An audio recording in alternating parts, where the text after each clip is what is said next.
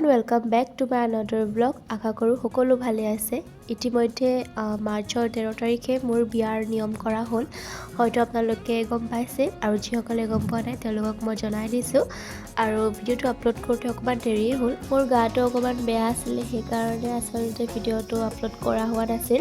পিছে এতিয়াও একেবাৰে মই সুস্থ হোৱা নাই। হয়তো মাতষাৰ শুনি আপোনালোকে ধৰিব পাৰিছেই। বাৰু যি কি নহওক, বিয়াত বাৰু তেনেকৈ বিশেষ একো ভিডিঅ' কৰা হোৱা নাছিলে। লগৰবিলাকে দুই এটা ক্লিপ এনেকৈ কৰি ৰাখিছিলে, ভাবিলোঁ সেইকেইটাকে আপোনালোকৰ আগত বোলো দেখাওঁ। পিছে ভিডিঅ'টোৰ শেষলৈ মই মোৰ বিয়াৰ ফটোবিলাক শ্বেয়াৰ কৰিছোঁ। আপোনালোকে কেনে পালে এটা কমেণ্ট কৰি জনাবলৈ একেবাৰে নাপাহৰিব।